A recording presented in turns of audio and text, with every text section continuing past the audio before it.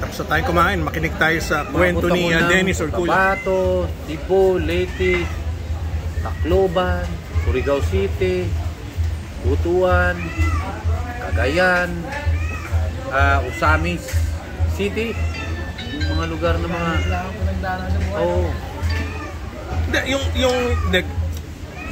bago ka nagbilyan, ano ka? Mangingisda ka? Mangingisda, ilang taong ka noon? 8 years old. 8 years old? Mangingisda ka na? Pag sabi mong nangingisda, sumisisid o hindi naman, una nanonood lang ako. Tapos nung una, siyempre bata pa ako.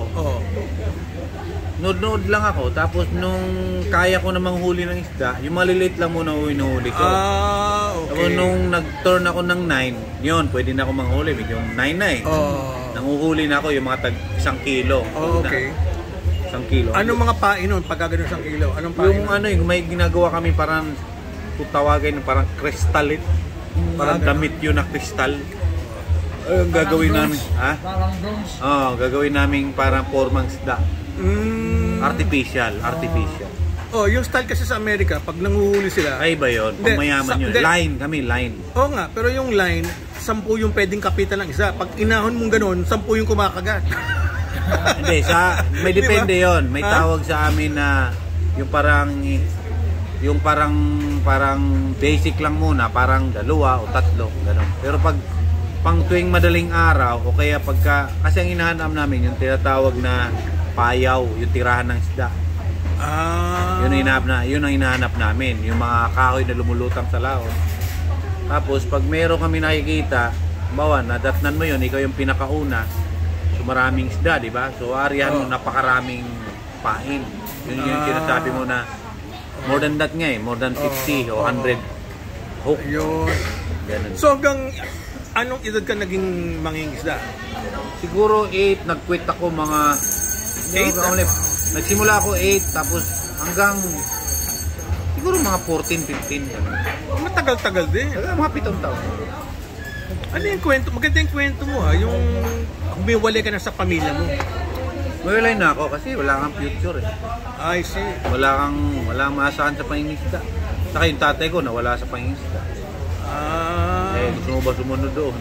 Tatay ko, uncle ko, 2 uncle ko nawala sa pangingisda. So paano ka nagkaroon ng pagkakataon magbilyar? Ilang taong ka na? Hindi, nagtrabaho sa lolo ko. Kasi yung lolo ko kasi may bilyaran siya. Ayun. So, ilang taong ka noon? 7. 17? 7. Ba? 7?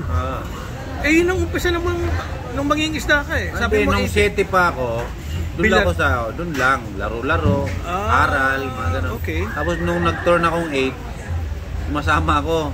Ayoko isama ng lolo ko pero nagtatago ko sa bangka, doon sa Pagdating sa laot, nandun ako. Siyempre, hindi na ako yung susuli. Doon ako sa bangka, sa ilalim. Ganun. Ayun. Mahabang kwento. Pero bilyar ako, hindi naman ako yung ini-expect ko na gagaling ako sa bilyar. Hindi, ang isa pang gusto ko malaman, nagkakilala tayo, basta ang tanda ako, sabi mo 21 ka, galing ka ng Surigao noon. Yes. Yun ba yung unang salta mo ng Manila nung 1998. Yun ang unang salta mo? Yes, 1998. So tama ako, 21 ka noon? Oo, tama ka. Okay. So 21 so yun yung sinimulan mo, yung Mukha Production. Naalala ko yun, sir. So, isa kayo sa gumawa din ng mga event sa mga pool player. Exactly. Yes, totoo yan. Sir Baron, meron siyang ginawa sa Pilipinas na tumulong siya sa mga player. Uy, sarap yun yung naman. Totoo. Especially ako.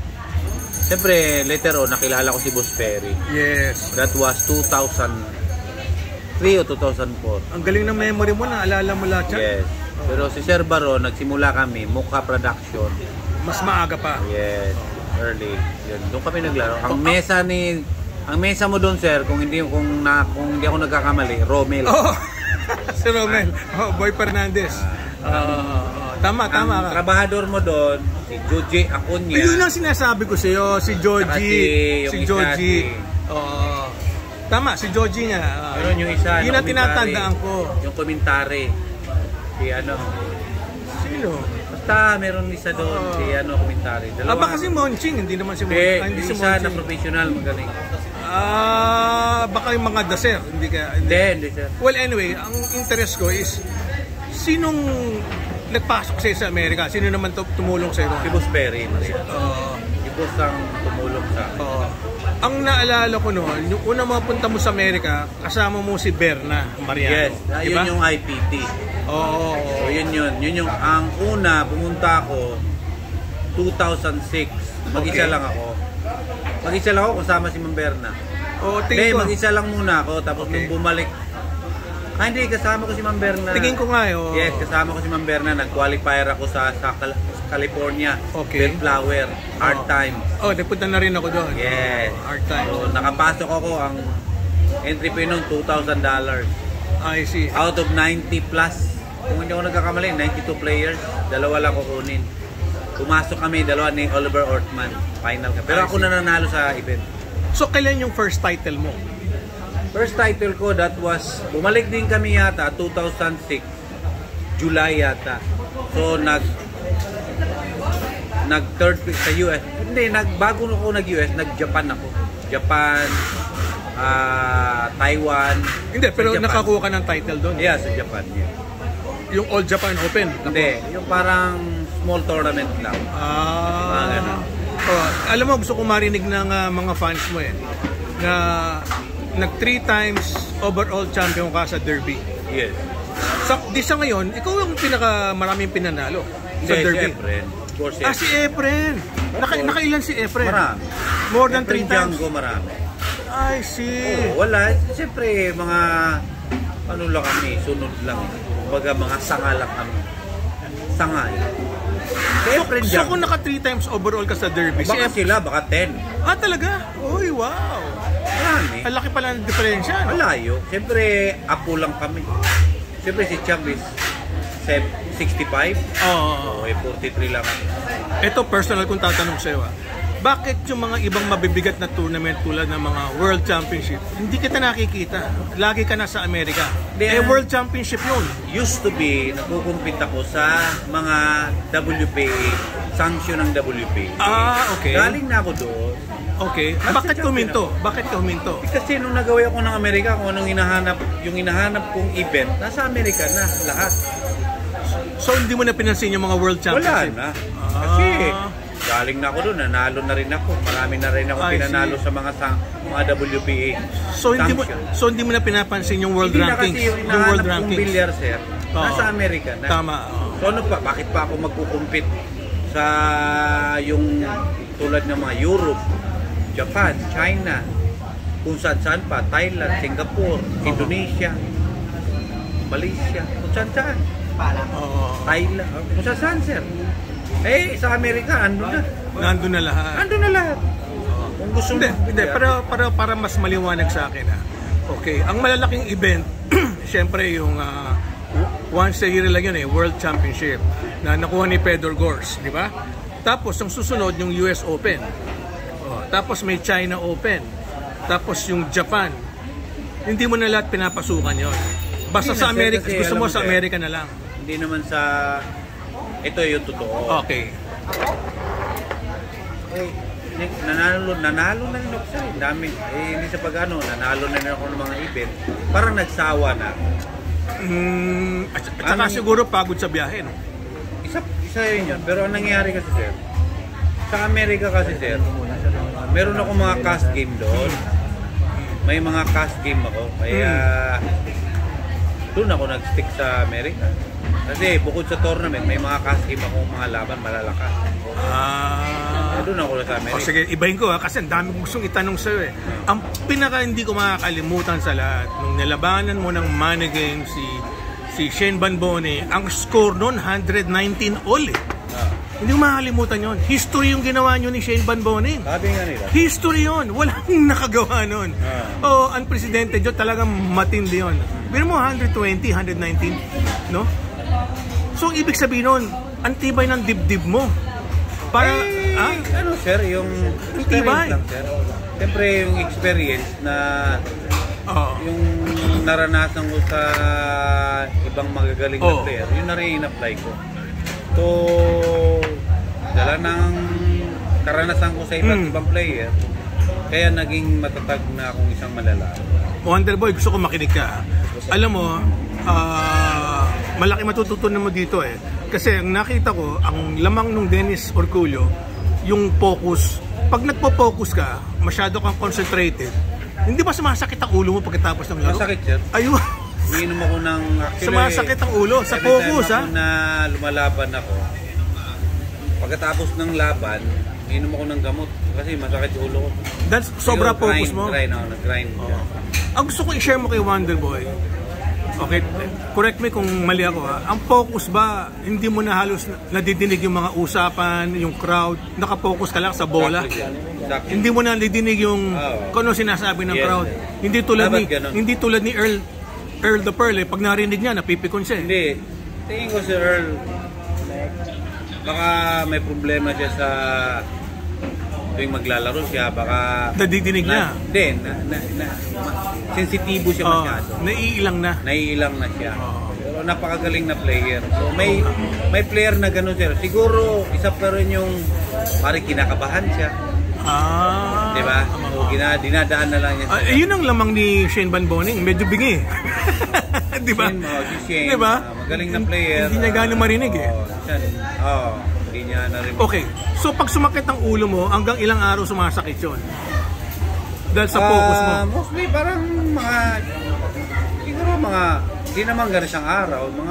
Kasi umiinom ako ng gamot pag masakit na. Ano tong gamot na to? Para ma-share. Advil. Advil, okay. Pag masakit na, inom na ako kasi hindi ako makatulog. Siguro yung ugat ko gumagana. Yung ugat sa utak, sa ulo, diba? Sakit. Dahil sa focus mo yan? Focus. Grabe. Kasi inaaral ko yung paano ko talunin yung mga kalabang ko. Inaaral ko yung paano sila maglaro. Paano sila, bakit sila ganun kagaling. I see. Ganun katatag. Dagdagan ko yung sinabi ko. Kasi Shane Van Boening na naman to eh, di ba? Tinabla mo si Shane Van Boening eh, yung ginawa sa Sharks eh. Tinabla mo eh, di ba? Anong nangyari doon? Pero tinabla mo siya sir, na siguro na nawala ako sa focus in the last game kasi nagkikwentuhan kami, na-excite ang lahat. Yung mga referee. Yung the last break, napahinga eh. Kaya nawala yung speed. Hindi ko naman inasahan na walang mahulog kasi parang na-perfect ko na yung break. So yun ang nangyari. Pero grabe naman ang ginawa mo, hinabol-habol mo. Ako naman kasi sir, up, lamang o down, parehas lang ang laro ko, laro lang. Basta hanggat di tapos. Hanggat di tapos laban. Hanggat may pagkakataon. Habulin mo talaga. Habol. Never give up. Always fight. Ako naman ang hinala ko.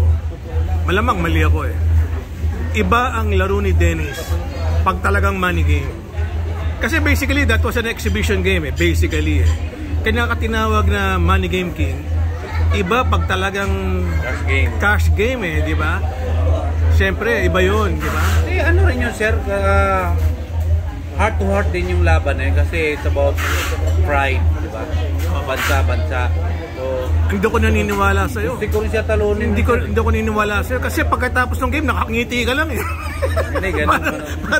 Parang, sige, tinalo mo ako, wala lang. Pero iba eh, makikita mo eh. Makikita mo kung seryoso ka talaga o hindi. Seryoso ako siya, kaso lang talaga. Pero yung kinamain mo siya, parang sige na, panalo ka na. Shane Van Boening eh. Pero itong bata na to, ito yung susunod sir. After 5 years. Ito na yung batang. Tingin mo depende kasi sa kanya sir. Depende sa kanya kung paano siya i-handle. Pero mahaba yung kwenta mo, 5 years, di 23 na siya noon. So yun na yung pinakamatatag na, yung patatag na siya ng patatag. Siguro after 2 years, magaling pero more aral pa. Okay.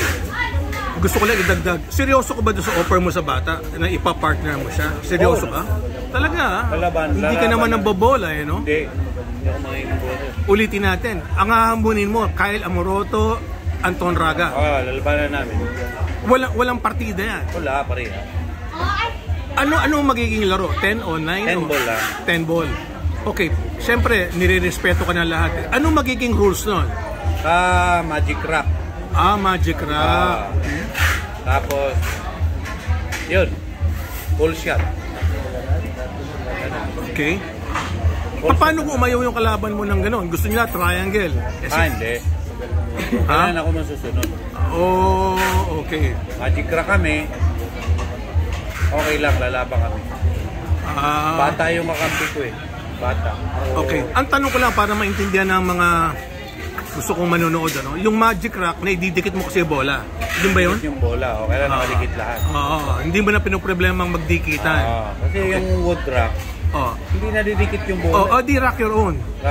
Pwede, rock your own. Rock your own. Pwede. Wala nang referee yun. Pwede, ako magra-rock. I see. Pag kami be-break, ako magra-rock. Okay, kaya mapunta tayo sa break. Winner's break ba yan? O? Winner's break. Pero alternate. Break siya, break ako. Okay. So winner's break siya. Winner's break. Okay. Bata yung partner mo. Ano kaya magiging strategy mo? Alam mo, hindi sanay sa ganyang big time na labanan yan eh. Nakita ko naman sa kanya. Siya hanggang mga... It doesn't matter sa kanya yung amount eh. Nakita ko naman yung height niya, yung focus niya. So it doesn't matter sa amount. Yung amount, bali wala. Ako magaling ako mag-psycho ng player. Kung mahina siya o ano. Nakita ko sa kanya, maglaro siya focus. Ako naman ang habol ko dyan sa partnership nyo. Sigurado ko dahil gusto mo manalo, ituturo mo sa kanya kung paano niya papapasukin ng bola. Kasi hindi mo na kailangan ito, sir. Mas magaling pa nga siya magpapasukin. Hindi, scotch doubles eh. Hindi ka na magtuturo. Scotch doubles yan, di ba? Scotch doubles, Oo. Meron akong ituturo lang sa kanya, yung tamang tira. Sa scotch doubles. Yes, siyempre, ikaw yung parang captain. Parang gano'n. Turuan. Oo nga, turuan. Pero pagdating sa mga open shot, di na. Laglagan yun. Very aggressive, maganda. Maganda yung, kumbaga sa manok, Texas talaga. Alam mo, isa pang gusto ko matutunan sa iyo, no, Dennis? Kasi ang sa akin, kung hindi mo kayang tirahin, hindi siya papasok, itago mo na lang. Pero ikaw, napansin ko sa laro mo, minsan di mo tinatago eh. Go for it ang ginagawa mo eh. Bakit gano'n? Gino-go for it mo eh. Depende.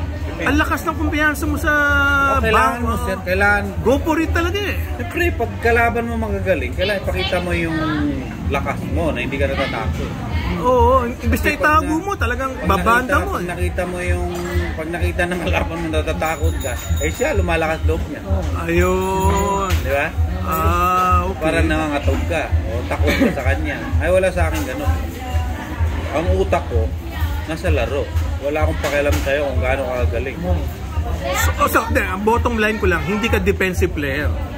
Defensive player. They're both. Defensive, offense, defense. Okay. Pinag-aaralan ko lang para marinig ni Wonder Boy eh. Kasi pagka tinitignan ko, kung ako yung komentarista, bakit dinipensa ni Dennis yun?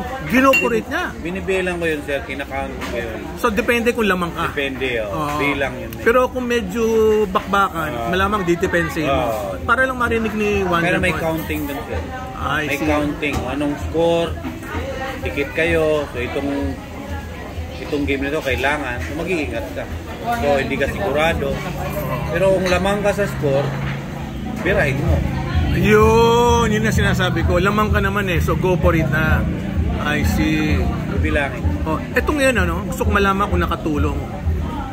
Pag-1 man kasi Wonder Boy, binago ng ama yung pocket size. 4 inch na lang. Tama ba yung ginawa? Tama. Tama. Na ginawang makipot, 4 inch na lang. Na more nagpa-practice ka sa maliit na butas, yung pocketing mo, mas lalong gaganda. So tama yung nagawing 4 inch. So Wonder Boy, hindi kasi nagsasalita si Wonder Boy. Dahil ginawang 4 inch ng tatay mo yung pocket, pagsilip mo ba ng butas, parang ang laki-laki? Pag sa iba na po sir, malaki na po. Hindi kasi sir, bata pa ito eh. Malaki na yung butas. May girlfriend na ba? Wala pa. Bata pa siya. Hindi, pero gusto ko mabarkada sa'yo eh. Pag siyempre, pag pinaano ng tatay siya akin, siyempre maano yun sir, yung utak niya aangat. Kasi, siyempre dandahan yan sir. Dandahan, hanggang mag-mature siya. Kailangan niya mag-mature in the future sir, para yung laro niya lalong aangat. Ano ba, yung mga, sa ngayong status niya, galing ako dyan sir. So, Ano yan? Gusto ko lang kasi marinig mo yung mga kinikwento niya. Ang laking bagay na katabi mo si Dennis. Bilang ko sa kanya, RoboCup. next year magka-champion siya. Basta yung tuloy-tuloy yung challenge sa competition. Next year. Taga ano sa bato? Champion siya. 9 ball, 10 ball. Pero unang-una, kailangan aralin niya break. Sa 9 ball break. Aralin mo yung break, 10 ball break. Kailangan aralin mo yun para ka mag-champion. Kailangan niya. Meron na siya. Yung 10 ball break niya, pwede na. Pwede na. Pero siyempre, kamong minto. Kailangan tuloy-tuloy yung aral. Gusto ko rin matuto, Dennis. Kasi yun na napapag-usapan lagi namin, yung break. Yung break ba sa 10 ball, kasi kanina nakikita ko siya bumibreak siya sa gilid Kailangan ba laging gitna? Gitna, sir. Kasi ang spread ng bola, ang uno kasi lagi sa corner yun. Bakit kanina bumibreak ka sa gilid? Pansin ko. Nung natalo ko kanina pero sabi ko, nung nangyari kay Wonder Boy. Ayun. Kaya nga ang break, aralin mo lahat. Break ka dito, break ka dito, break ka dito, break ka dito. So ako, inaral ko lahat yan. Pag wala akong mahulog dito, lipat ako sa gitna. Lipat ako dito. Ang galing. Pag bumbreak ako rito, nahulog, dito na ako. I see. Yan, ang ganda ng tip nun Hindi pwedeng stick ka lang sa isang play. So hindi nag-work yung break mo, doon ka pa rin. So ina-adjust mo. Hanapin mo yung hanapin mo kung saan siya nahuhulog. Kasi yung labanan yun ni Shane Van Boening, it's all about the break Yeah, galing it's ako all dito, about the break. galing Pero nung kinalaban mo si Shane itong huli, saan madalas ang break mo? Palipat-lipat, kung saan gumagana. Pero saan madalas gumana? Sa gitna? Hindi, dito sa gitna. Okay. Hindi bawal kami bumalik sa gilid. Break in the back, I see. diamond. Okay, so kasama sa rules yun. Yes. Ngayon, kung makakalaban nyo sila Kyle at saka si Anton, pwede bang maging rules yun o hindi? No. Kahit ano. Kahit ano, pwede. Pwede kami kahit saan. Okay. Uy, hindi ka na umiinom Manda na sila. Hindi na babawasan yung beer mo. Kyle Amoronto at saka Anton Braga. Kami dalawa ni Wonder Boy. Okay. RoboCup. Salamat Sandali. Pag hindi mo sabing uwi tayo, dito muna ako mag-i-interview dahil alam ko mahilig kang uminom. Labanan namin si Pupunta ako sa King, sir. Okay. Okay lang ba sa'yo? Ikaw ba'y pupunta doon? Saan? Sa King Koy. Alam mo, mainit doon, sir. Hindi, pero alam mo, Orkulyo kasama ko Paano ako makakaayaw? Hindi, ikaw, sir. Kasi, hindi, ikaw kasama ko Hindi kasi maghahamon ako ng player doon, sir. Hindi, pupunta ako. Para lumabang kami. Oo. Kasi, pag lumabang kami, big deal yun, sir. May pustahan. Alam mo, laki ng pabor ginawa mo sa akin today. Unang-una, kinalaban mo si Wonder Boy, hindi mo ako siningil, ng isang kusing. Pagkatapos, inimbita kita, sumama ka. Hindi, sinasabi ko lang. Pinasaya mo ako today. Pinasaya mo ako. Gusto ko lang marinig ng mga tao. Tulong ka rin naman sa akin. Oo nga, pero iba ka iba. Ako, sir, basta kinausap mo ako, sir, walang kato. O paano? Another drink or hindi, punta tayo sa akin. Sige, sandali. Kasi maghahamon tayo doon Kunin mo na yung babayaran natin kasi kahapon umalis ako, hindi ako nagbayad ng table. Hindi, maghahamon tayo. Sasama ka ba doon? Maghahamon tayo Huwag tayo lumaban doon, mainit Hindi ako makapaglaro doon. Doon tayo sa may aircon. Pupunta ka ron, maghahamon lang. Hamon tayo doon. Bukas ang laban. Paano kung yung gusto mong hamunin, wala doon? Hindi, pag pumayag din sila, sir, pumunta. Talaga? Pag ako kausap nila, pag pumayag sila, tuloy yan. Okay. Ikunin mo na yung cheat kasi maghahamon na tayo sa Kenkoy. Tayo, huli ko. Maghahamon ako kung sinong palaban doon. Yan. Hamunin natin yung mga taga Davao. Si Pulpul. Si Koy. Yun. Palaban ba kayo? Kami dalawa ni Wonder Boy. Yung ba yun? Alam mo, tingin ko, may kokol kasi alam nila hindi siya sanay so may chance na kokol sila gagaling tong batang to. Lilipat mo siya sa Manila, doon siya mag-aral. Susuportahan ko siya, alalayan mo. Ayan. Barbie, nadidinig mo yan, sinasabi. Sir Baron. Dennis Orculio ang nagbibigay ng advice. Mama Pag hindi Erna. siya- Narinig mo, Mama Erna. Hindi kasi, Sir Van nandyan, laking bagay. Salamat naman, Dennis. Saka yung mga ganitong bata, talentado, kailangan suportahan, tulungan. Hindi yung dapat ipagkait. Saka hindi ko kailangan ipagkait yung talent ko ano Okay, okay. Magbabayad muna ako at maraming salamat kay Dennis Robocop.